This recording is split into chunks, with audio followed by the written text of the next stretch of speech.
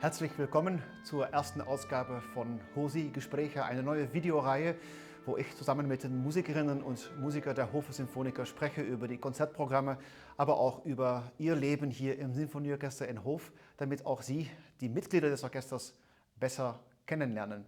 Und als erster Gast begrüße ich herzlich Pete Lawrence. Danke, Martin. Ich freue mich sehr, hier zu sein.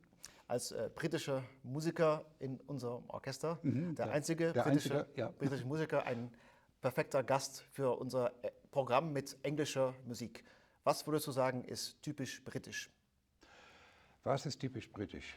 Die Frage habe ich mir sehr oft selber gestellt. Du meinst musikalisch? Vor allem musikalisch, Typisch, aber auch generell. Britisch, aber generell. Ob du morgens eine andere Routine hast?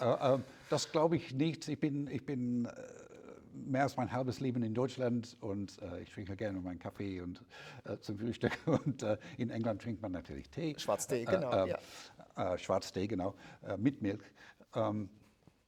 Aber typisch britisch, also viele Engländer sind wirklich streng und stolz patriotisch. Und das bin ich eher nicht, aber ich bin so lange in Deutschland, ich bin immer noch Engländer, ich habe doppelte Staatsangehörigkeit, meine Kinder sind deutsch. Aber ich fühle mich als Engländer in Deutschland nach wie vor. Aber meine Eltern waren nicht besonders patriotisch, in dem Sinne, die waren Musiker und Musik verbindet die Menschen und wir sind Menschen der Welt einfach. Und ich finde es sehr schön, dass wegen Musik kommen viele Menschen zusammen. Auf jeden Fall. Trotzdem hört man in ganz vielen Stücken von englischen Komponisten ein gewisser Patriotismus. Ist das Teil von britischer Musik? Ist das typisch britisch? Eigentlich würde ich sagen, ja. Ja, also Komponisten wie Vaughan Williams, Elgar Holst, William Walton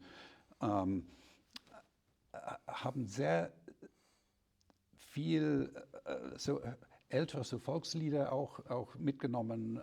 Die Musik erinnert an einen Spaziergang durch die wunderschöne englische grüne Landschaft. Und was ich auch interessant finde, ist, England ist ein sehr traditionsreiches Land und ein bisschen altmodisch. In der Zeit, wo in der Welt die Musik hat sich viel weiterentwickelt nach der Romantik, Richtung Zwölfton und viel,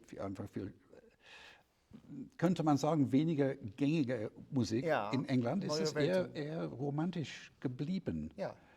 Ziemlich lang. Bis spät ins 20. Jahrhundert. Ja, auch Vaughan Williams, diese 5. Symphonie ist ja geschrieben 30 Jahre nach Sacre du Printemps. Ja, genau. Und es ist romantische Klänge.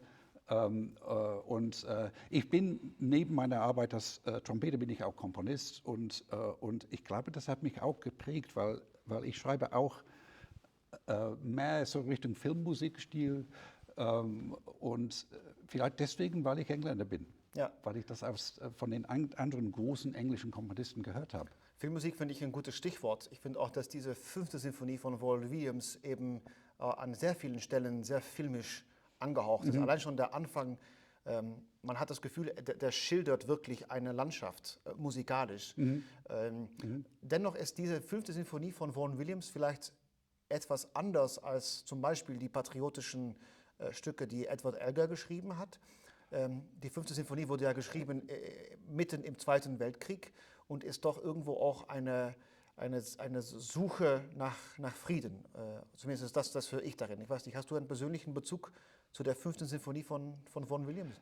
Nicht spezifisch zu dieser Symphonie.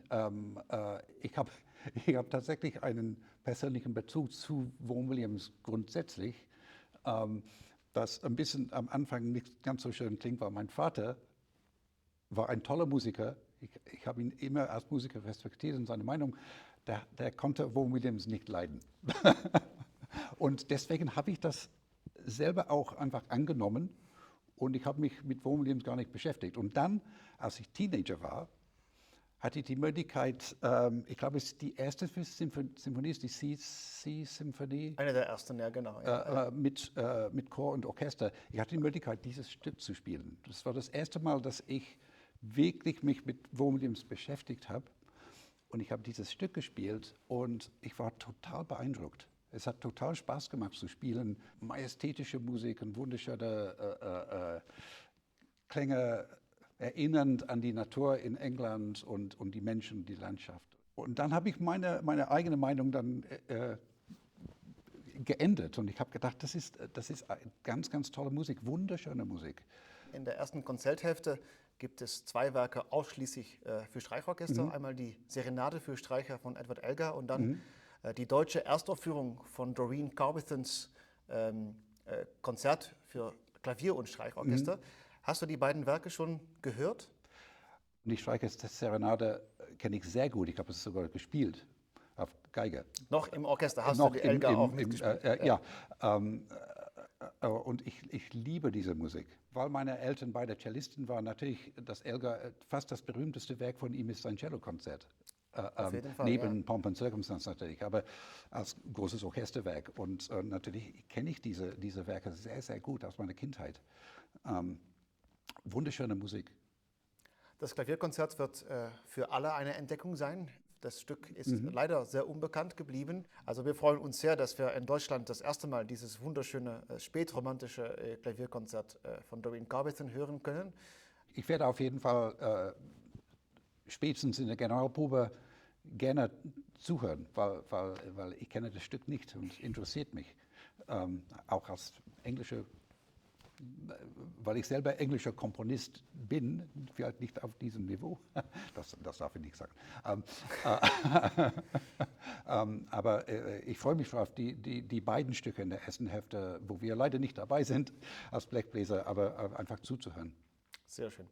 Vielen Dank, Pete Lawrence, für das Gespräch. Sehr gerne.